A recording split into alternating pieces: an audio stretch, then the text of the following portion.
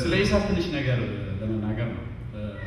የኢትዮጵያ ሳተላይት ቴሌቪዥን ሲጀምር ኢትዮጵያ ውስጥ ነበርኩና እንግዲህ በቅርቡ ከኢትዮጵያ እንደመጣ ሰው ያለውን ስሜት ትንሽ ሼር ለማድረግ ያህል ነው። ብዙ ጊዜ እንደምናገረው ኢትዮጵያ ውስጥ ኢሳት ስርጭት ሲጀምር ኢትዮጵያ ውስጥ ምን ያህል መነጋገሪያ እንደነበረ ያው ብዙዎቻችሁ ሰምታችሁ ይሆናል። መንግስት የተለወጠ ያህል ነበር አነጋጋሪ የነበረው በህብረተሰቡ ውስጥ። እንግዲህ ምን ያህል ብዙ ነገር መለወጥ እንደሚቻል ከዚህ መገንዘብ እንችላለን። ገንዘብ ያለው የሌለው ተበድሮ ሁሉም መርካቶ ሄዶ ሳተላይት ዲሽ ወደ መግዛት ነው የገባው በአንድ ጊዜ ማለት ነው። እና የሳተላይት ዲሽ ዋጋ በአጭር ጊዜ ውስጥ በ200% ነው የጨመረው መርካቶ ውስጥ ማለት ነው። እና እንግዲህ ከዚህ በላይ ቱል ያለ አይመስለኝም።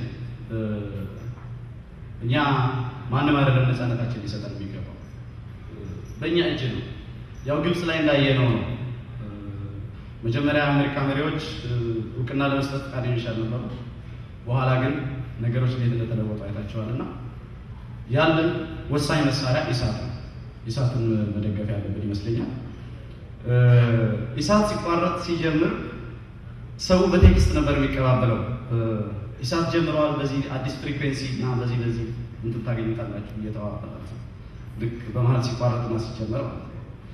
እንግዲህ አገር ቤት ያለው ሰው በዚህ መልኩ እየጠበቀው ነው ኢሳት።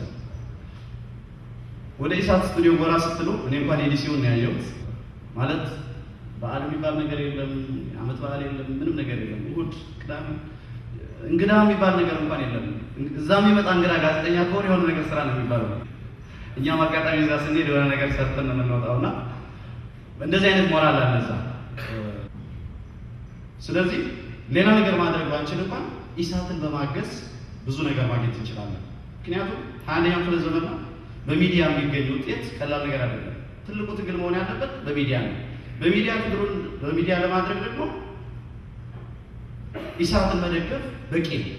በኔ እምነት ኢትዮጵያ ውስጥ የተለያየ ነገር ይሞከራል፣ ሰላማዊ ትግል። ከዛ ውጭ የተለያዩ የትግል ስልቶች የሚከተሉ ወገኖች አሉ። ራሳቸው መንገድ ሁሉ መቀጠል ይችላሉ። ሚዲያውን ደግሞ እንደ አንድ ቱል ሚዲያውን መጠቀም እንችላለን። 97 የሁሉ የህዝብ መነሳሳት የነበረው ምንም የተለየ ነገር ኖሯል። ሚዲያው ትልቅ ሮል ነበረው። ሚዲያውን ስል ጋዜጣ፣ የግል ሚዲያውን ለማለት ፈልገናል። የኢትዮጵያ ቴሌቪዥን ትልቅ ሚና ነበረው 97 የተፈጠረው ነገር እንዲፈጠር። 97 ላይ ትንሽ ደቂቃ የተሰጣቸው ትንሽ ኤርታይም የተሰጣቸው ተቃዋሚዎች ያን ሰዓት ስለተጠቀሙበት እንደዚህ አይነት ታሪክ በኢትዮጵያ ውስጥ ለማየት ችለናል የሚሉ ህፃናትና አዋቂ በጣም በሚገርም ሁኔታ ሰው ከዳር እስከ ዳር እንዲነሳ ምክንያት ሆኗል።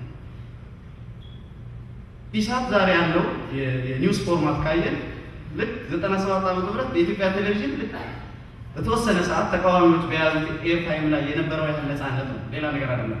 ስለዚህ ኢሳት ኢትዮጵያ ውስጥ መግባት ከቻለ ከ97 በላይ ብዙ ነገር መለወጥ የማይቻልበት ምንም ምክንያት የለም። የኢትዮጵያ ቴሌቪዥን የሚለውን ነገር ካነሳው አንድ ነገር ልንገራችሁ። ኢሳት ከተጀመረ ከ4 ወር በኋላ አንድ ጊዜ የሆነ ዓመት በዓል ነበር፣ ፋሲካ ይመስለኛል። እና ልዩ ዝግጅት ተባለና እንግዲህ ለ85 ሚሊዮን ብቸኛው ቴሌቪዥን ጣቢያ እንግዲህ አንድ ለእናቱ ኢትዮጵያ ቴሌቪዥን ነው። ምን ይደረጋል? ኢትዮጵያ ውስጥ በጣም ታዋቂ ከሆኑ ባለሀብቶች አንዱ 25ኛ ዓመት የትዳር እንትናቸው ማክበር ነበረባቸው እና ኢትዮጵያ ቴሌቪዥን ክሩ እንዳለ ወደ ቤታቸው ሄደ ማለት ነው። ከቤታቸው ሆነ የሚሰራቸው ምንም የተለየ ነገር ኖሮ አይደለም።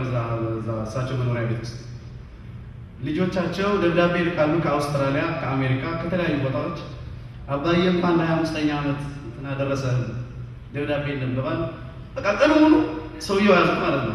ቴሌቪዥን እንደዚህ ይቀልላል በ80 ሚሊዮን ጊዜ።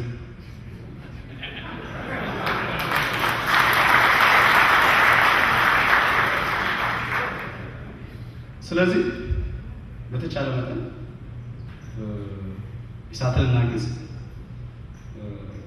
ገንዘብ ያለው አቅሙ፣ ሙያ ያለው ደግሞ ቮለንተሪ በሙያው፣ ከዛ ውጪ ሌላ ሙያ ውስጥም ያለ ሰው ካለ በሙያ ማገዝ የሚችለውን ነገር የሚያገዝ ነው ጥሪ ማስተላለፈው። ያው ታማኝ ነው ከኋላ እንዳልኳችሁ ታማኝ ቢመጣ ይችላል። በጣም አመሰግናለሁ። እግዚአብሔር ያክብርልኝ።